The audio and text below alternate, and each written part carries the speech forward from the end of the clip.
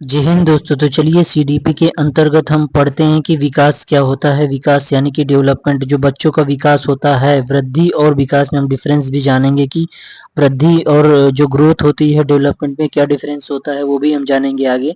तो हम देखते हैं कि बच्चों में डेवलपमेंट कैसे होता है, किसके और डेफिनेशन क्या क्या है, किसके अनुसार क्या बोला गया है। तो सारी चीज़ें हम देखेंगे इस वीडियो के अंतर्गत। चलिए आगे देखते हैं।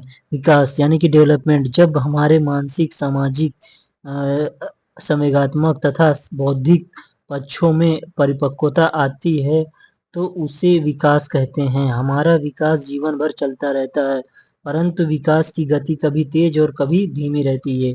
ये एक एक की पॉइंट है जो आपको नोट करना है कि हमारा जो विकास क्या है, कि जब हमारा यानी कि जब बच्चे का मानसिक, सामाजिक, संवेगात्मक और बौद्धिक पक्ष यानी कि परिपक्व होता है तो उसकी उसे ही क्या कहा गया कि विकास कहा गया उसे। यानी कि जैसे जैसे परिपक्वता आती है किसमें, मानसिक क्षमता में, और सामाजिक क्षमता बढ़ जाती है, और संवेगात्मक और जो बौद्धिक पक्षों में विकास होने लगता है, यानी कि परिपक्वता आती है, तो उसे क्या कहा गया, उसे ही विकास कहा गया।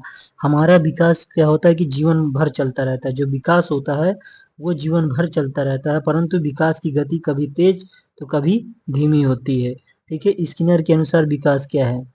विकास देखिए, मानसिक, सामाजिक, संवेगात्मक और बौद्धिक पक्षों में परिपक्वता की बात की गई है।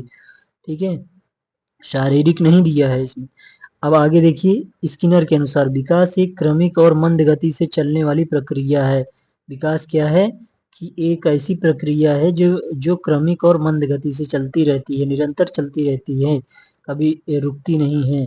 तो यानी कि रुकती नहीं है, ये कहा जा सकता है कि वो धीमी हो सकती, धीमी हो जाती है, जीवन भर वो चलती रहती है, कभी धीमी हो जाती है, कभी तेज होते है, तो उसको विकास कहा गया। अरस्तु के अनुसार हम देखते हैं कि विकास, अरस्तु के अनुसार विकास किसे कहा गया कि आंतरिक एवं बाह्य कारणों से व्यक्ति में होने वाला परिवर्तन विकास कहा कहलाता है। ठीक है, आगे देखते हैं विकास की अवस्थाएं क्या क्या है। पहला है विकास की अवस्थाओं में प्रसव पूर्ण अवस्था, यानी कि प्री नटल स्टेज, स्टेजेस की बात की गई है, आप लोग ध्यान से देखिएगा। फ्रॉम ऑफ टाइम, फ्रॉम ये कब से कब तक है, आगे देखेंगे हम कि इन्फेंसी स्टेट यानी कि शैशवावस्था 0 से 2 साल। प्रसव पूर्ण अवस्था यानी कि जो गर्भ में ही बच्चा है तो उसकी अवस्था को बताया गया है, पैदा होने से पहले ही, जब यानी कि बच्चा यानी कि जन्म नहीं लिया है। अब इन्फेंसी स्टेट जो है 0 से 2 साल तक। चाइल्डहुड जो बाल्य अवस्था है वो 3 से 11 साल तक। ठीक है, अब प्री चाइल्डहुड जो प्री चाइल्डहुड की 3 से, अब इसमें चाइल्डहुड में दो पार्ट किया है कि प्री चाइल्डहुड और लेटर चाइल्डहुड। प्री चाइल्डहुड को 3 से 6 साल और 7 से 11 साल जो है लेटर चाइल्डहुड। प्री चाइल्डहुड को क्या बोला गया है, टॉय एज। 3 से 6 साल इसकी उम्र होती है बच्चे की। अब 7 से 11 साल गैंग एज बोला है उसमें, यानी कि ग्रुपिंग करने लगता है बच्चा। अब आगे देखते हैं कि किशोरावस्था जो एडोलेसेंस होता है वो 12 से 17 साल होता है। उसके बाद एडल्टहुड आता है 18 से 60 साल तक। ठीक है, उसके बाद क्या होता है कि वृद्धावस्था आ जाती है 16+ से। ठीक है, 16+, 60+ एज से। विकास आंतरिक एवं बाह्य कारणों से व्यक्ति में होने वाला परिवर्तन है। किसने कहा कि अरस्तु ने कहा, जैसे हमने ऊपर डिफिनेशन में देखा। विकास की अवस्थाएं के बारे में, विकास की क्या क्या अवस्थाएं हैं हम देखेंगे आगे। Develop stages of development. पहला है प्री नेटाल स्टेज, प्रसव पूर्ण अवस्था। यह अवस्था माता के गर्भाधान से शुरू होती है। यह अवस्था विकास की प्रथम अवस्था है। इस अवस्था में बच्चे का विकास होना शुरू हो जाता है, यानी कि गर्भ में ही बच्चे का विकास होना शुरू हो जाता है, तो इसको प्री नेटाल स्टेज कहते हैं। प्रसव पूर्ण की अवस्था यानी कि जो होती है वो स्टेज है ये। आगे देखते हैं कि शैशवावस्था क्या होती है, इन्फेंसी स्टेज। फिर यह अवस्था बच्चे में जन्म से लेकर 2 वर्ष तक होती है। इस अवस्था में बच्चा अपनी संवेदी इंद्रियां यानी कि सेंसरी मोटर की अगर बात की जाएगी, सेंसरी ऑर्गन्स इसमें काम करने लगते हैं। तो किस किस अवस्था में काम करने लगता है, शैशवावस्था में, इसमें संवेदी इंद्रियों काम करना शुरू कर देती सहारे। बच्चा क्या करता है, संवेदी इंद्रियों के सहारे समझता है। इस अवस्था में बच्चा वस्तु स्थायित्व, ऑब्जेक्ट परमानेंस अगर बात की जाएगी तो आप किस में मारेंगे, शैशवावस्था में करना भी सीख लेता है। ठीक है, दोहराने की प्रवृत्ति हो जाती है इसमें। ठीक है, मम मम मम मम जैसे बोलने लगता है। और जो तेज यानी कि रैपिड ग्रोथ होती है वो किस साल तक होती है बच्चे में?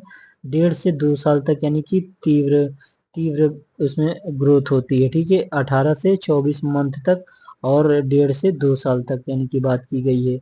ठीक है, सेंसरी ऑर्गन्स और ऑब्जेक्ट परमानेंस, वस्तु स्थायित्व और संवेदी इंद्रियों के इसके सहारे बच्चा किसमें यानी कि समझने लगता है? तो आप किसमें बताएंगे? शैशवावस्था में।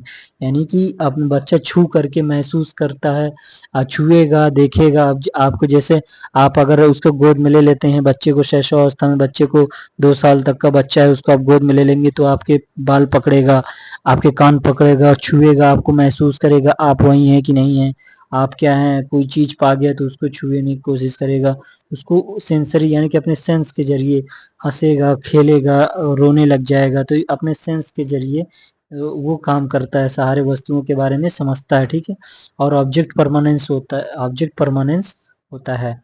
दोहराने की प्रवृत्ति होती, मम मम मम करने लगता है, जैसे बम बम बम बम बोलता है, ऐसे बोलता है, नन नन नन नन रोता भी है। ठीक है, तो ऐसे ही वो दोहराने की प्रवृत्ति उसको बोला, बबलाना इसको बोलते हैं।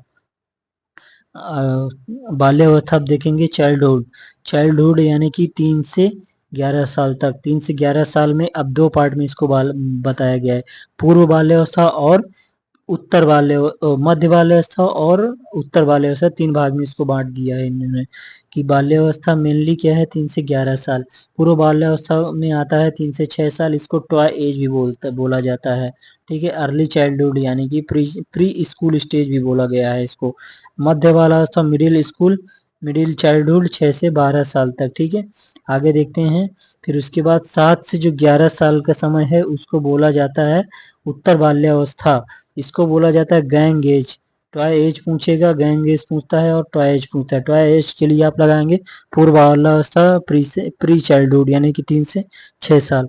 और 7 से 11 साल में क्या होता है कि गैंग एज हो जाती है उसकी, ग्रुपिंग करने लगता है बच्चा, उसका एक अलग से गैंग हो जाता है, यानी कि अलग से एक ग्रुप हो जाता है, अपने दोस्तों का एक अलग ग्रुप बनाने लगता है, तो इसको उत्तर बाल्यावस्था कहते हैं।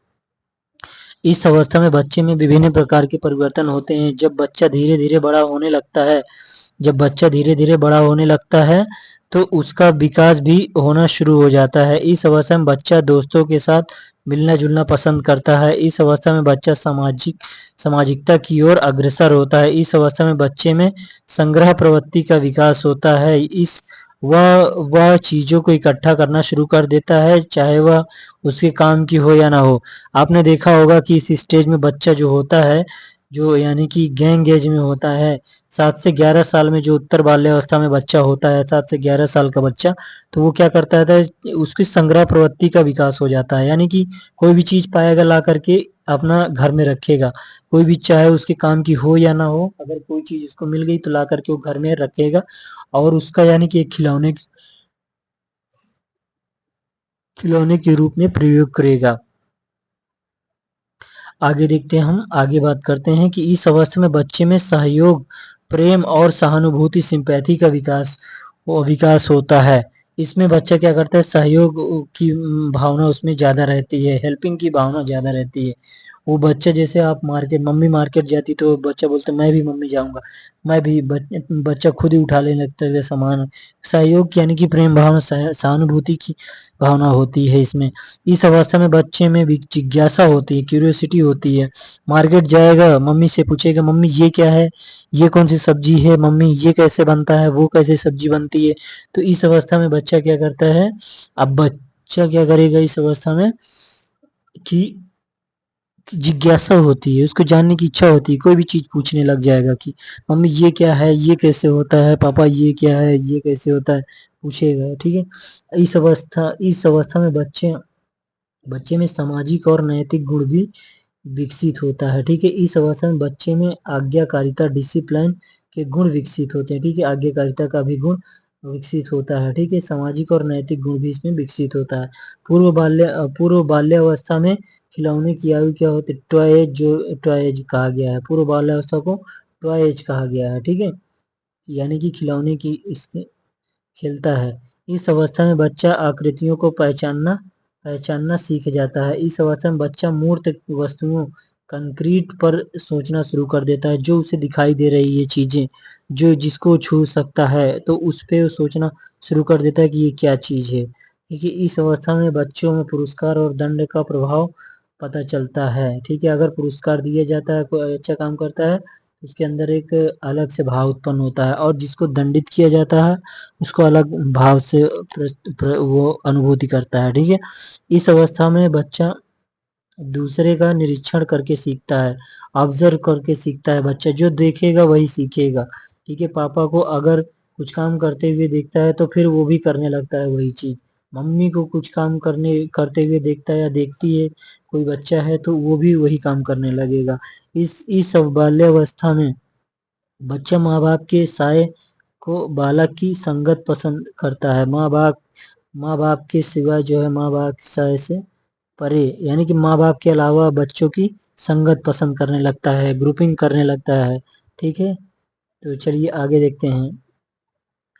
आगे देखते हैं इस ओडिपस और व इलेक्ट्रा भावना ग्रंथि का विकास हो जाता है। इस संप्रत्य को फ्रायड ने दिया था। फ्रायड ने क्या दिया था सिद्धांत को? ओडिपस और इलेक्ट्रा ने फ्रायड ने दिया था। ओडिपस और इलेक्ट्रा देखते हैं क्या होता है कि ओडिपस यानी कि आप इसको अच्छे से समझ सकते हैं कि माँ का लाडला। अब माँ का लाडला क्या होता है कि अपोजिट अपोजिट सेक्स के प्रति यानी कि प्रेम, जैसे अपोजिट जेंडर जो होता है, अपोजिट सेक्स होता है, तो उसके प्रति प्रेम भावना, यानी कि माँ किसको पसंद करती है? लड़के को, यानी कि बोलेगा माँ का लाडला है ये तो माँ का बच्चा है, यानी कि बोलेगा माँ का लाडला है।